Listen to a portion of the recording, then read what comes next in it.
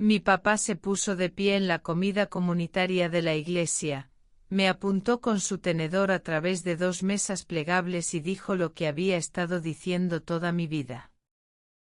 Demasiado bonita para ser mía. Lo había escuchado durante 28 años. Algunos hombres tallan su nombre en un árbol. Mi padre talló su duda en mí. Pero esa tarde yo no sostenía un plato de cartón. Sostenía un sobre y lo que había dentro nos enviaría corriendo de regreso al hospital donde nací, pondría a una enfermera jubilada en una silla a decir la verdad y haría caer a mi padre al suelo. Siempre dijo que yo era demasiado bonita para ser suya. No tenía idea de lo mucho que tenía razón, ni de lo equivocado que estaba. Bienvenidos de nuevo a Hidden Family Revenge, venganza familiar oculta, donde la persona más callada de la habitación es la que tiene la verdad. Si alguna vez te han dicho que no perteneces a tu propia familia, esta historia es para ti. Deja un comentario y asegúrate de suscribirte. La duda de un padre y el silencio de una madre. Tienes que entender lo que es un hombre como Raymond Walker en un pueblo como el nuestro. Diácono voluntario, el que lee las escrituras los domingos con una voz que llena la habitación. La gente confía en una voz así.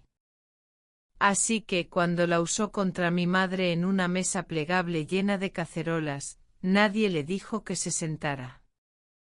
Nunca levantó la voz. Esa era la parte cruel. Solo inclinaba la cabeza hacia mí, luego la miraba a ella y dejaba la pregunta en el aire.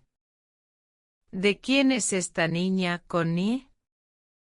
Las mujeres cerca de nosotras de repente se interesaron mucho en sus ejotes. Mi madre dejó su tenedor sin hacer ruido.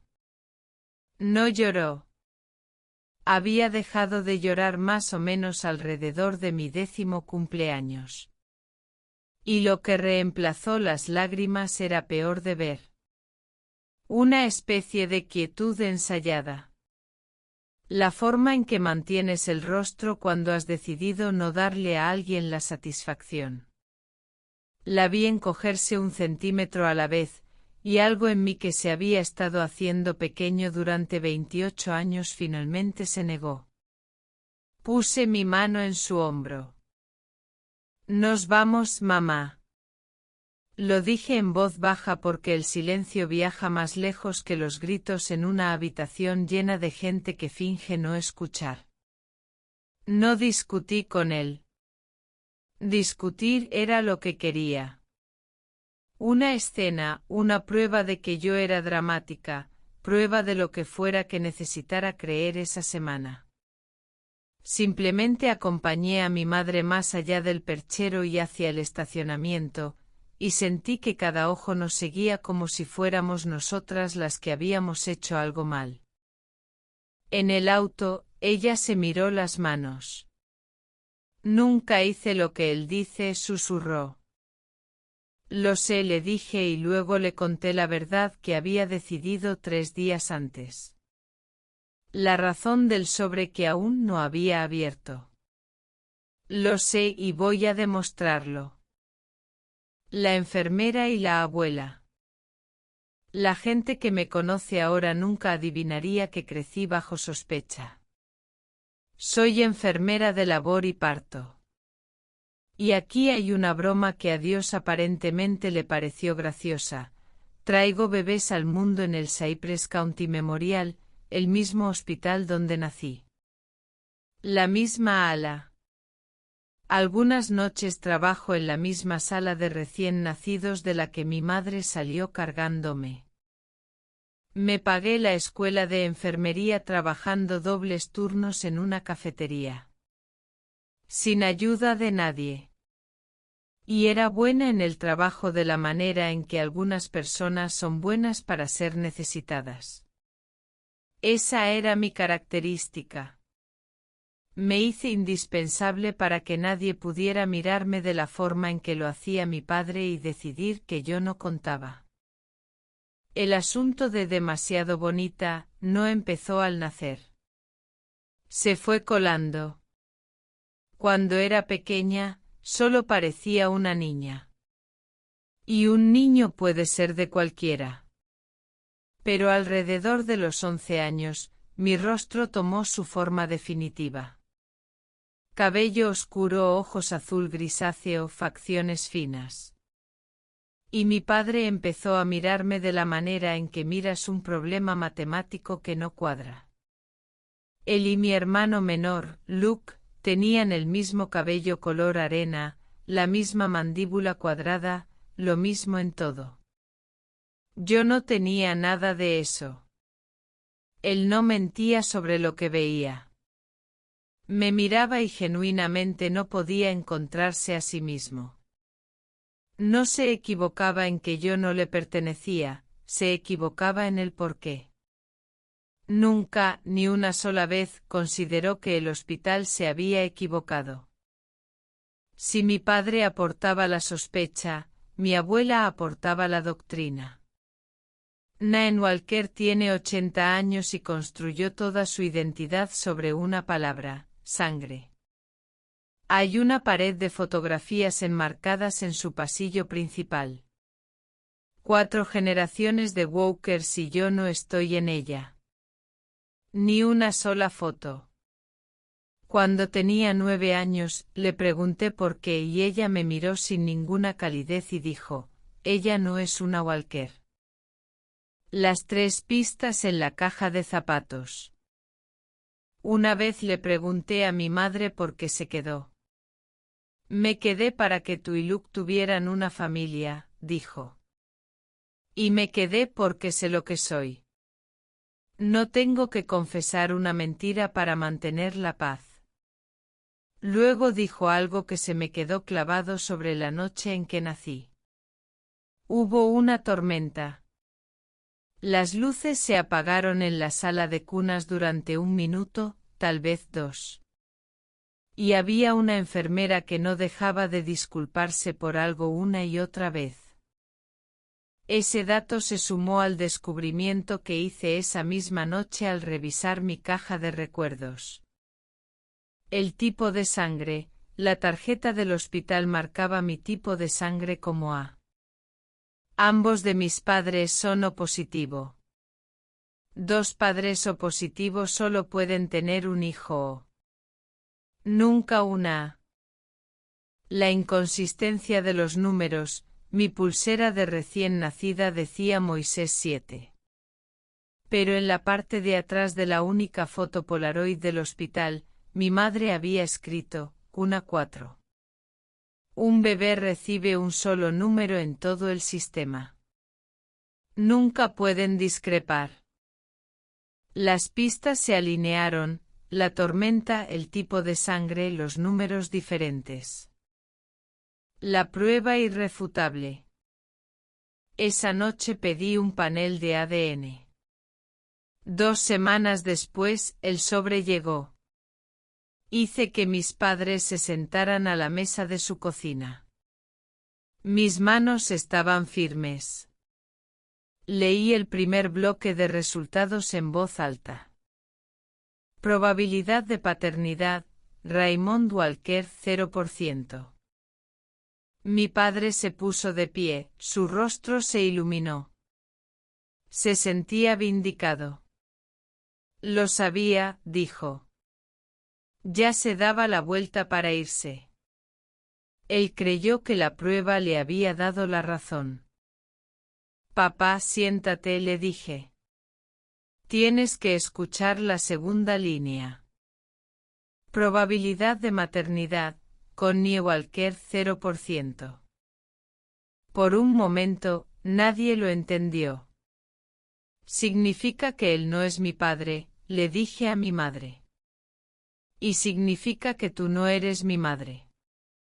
No biológicamente. No soy pariente de ninguno de los dos. Pude ver el segundo exacto en que mi padre empezó a comprenderlo. Si mi madre no era mi madre biológica, entonces no lo había engañado. Toda la arquitectura de su vida, 28 años de certeza y crueldad, acababa de convertirse en agua. Había pasado décadas criando a la hija de otra persona, mientras tiraba a la suya y atormentaba a una niña inocente por un error del hospital en la oscuridad. El encuentro a 90 millas de distancia. Hice lo que sé hacer, un plan. Subí mi ADN a una base de datos genealógica. Un nombre apareció como prima hermana, apellido Hall, a un condado de distancia. Conduje 90 millas al este. Una mujer abrió la puerta. Tenía unos 50 años, cabello oscuro, facciones finas. Tenía el rostro que yo había estado mirando en el espejo cada mañana de mi vida, envejecido 30 años. Se llamaba Margaret Hall. Margaret me contó sobre su propia hija, Grace. Cabello color arena, mandíbula cuadradita, terca como un poste, dijo. Acababa de describir a mi padre. Luego cerró el ciclo. Hubo una tormenta la noche que nació Grace. Se fue la luz en la sala de cunas. Había una enfermera que no dejaba de disculparse conmigo. Ruth, creo. Llevé a mi madre a conocer a Grace. Cuando Grace salió al porche, mi madre se llevó la mano al pecho. Grace era la prueba viva y respirable de que mi madre nunca había engañado a nadie. Tenía los ojos exactos de mi madre y la barbilla terca de mi padre. 2 bebés, una morena, una rubia. La rubia fue a donde pertenecía la morena, y Raymond pasó 3 décadas castigando a la niña equivocada por el parecido que no podía encontrar. El encubrimiento y la testigo. Fui a los archivos del hospital, pero me topé con Marlene Foster, directora de gestión de riesgos, quien intentó decirme que los registros estaban perdidos. No iba a pelear con gritos, iba a pelear con la ley. Contraté a una abogada y enviamos una carta exigiendo los registros amparándonos en la regla de descubrimiento, y convocando a una reunión a todas las partes en el hospital. Luego encontré a la enfermera que se disculpaba, Ruth Calewo, ahora de 73 años. Me contó cómo durante los 90 segundos de oscuridad por la tormenta, la enfermera encargada había vuelto a poner los brazaletes a 2 bebés a oscuras. Ruth lo reportó al día siguiente, pero el informe desapareció. El nombre de esa joven enfermera encargada, me dijo Ruth, era Marlene Foster.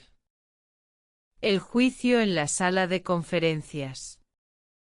El día de la reunión en el hospital, todos estaban allí, mis padres, mi abuela Naen, los Hall, Grace y Marlene Foster, quien presidía la mesa con su sonrisa cuidadosa. Marlene intentó minimizarlo todo, llamando a mis pruebas circunstanciales. Yo deslicé los documentos uno por la mesa, manteniendo la calma. El panel de ADN con ambos 0%. Mi tarjeta con el tipo de sangre A de padres o positivo. La Polaroid con 2 números de cuna distintos. La carta legal. Marlene seguía diciendo que no había testigos del evento. Tienes razón, dije. Me levanté y abrí la puerta.